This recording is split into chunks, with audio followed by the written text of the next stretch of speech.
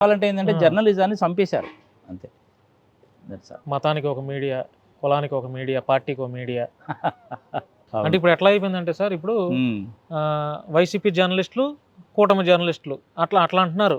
జర్నలిస్టులు అందరూ ఒకటానికి లేదు ఇప్పుడు. వైసీపీ జర్నలిస్టులు, తెలుగుదేశం పార్టీ జర్నలిస్టులు. ఇప్పుడు సపోజ్ ఎవరి విషయమే ఎందుకు బాను, నన్నే తీసుకో. నాకు తెలుగుదేశం పార్టీలో బుచ్చయ్య చౌదరి గారు అంటే చాలా ప్రేమ, అభిమానం. అలాగే పత్తిపాటి పుల్లారావు గారు నాకు మంచి మిత్రుడు.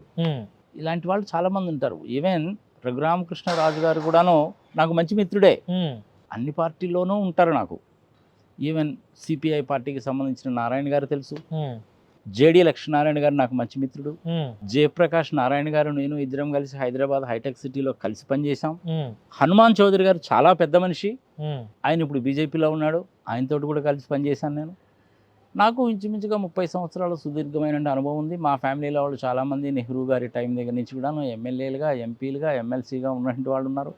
ఇది వ్యవహారం. ఇది కక్షపూరిత రాజకీయం అనేటువంటిది ఏ పార్టీ అధికారంలో ఉన్నా మంచిది కాదు. ఈ schedule tribe, schedule caste atrocities అనేటువంటి దాన్ని అడ్డం పెట్టుకొని చేయడం అనేటువంటిది చాలా దుర్మార్గమైనటువంటి విషయం.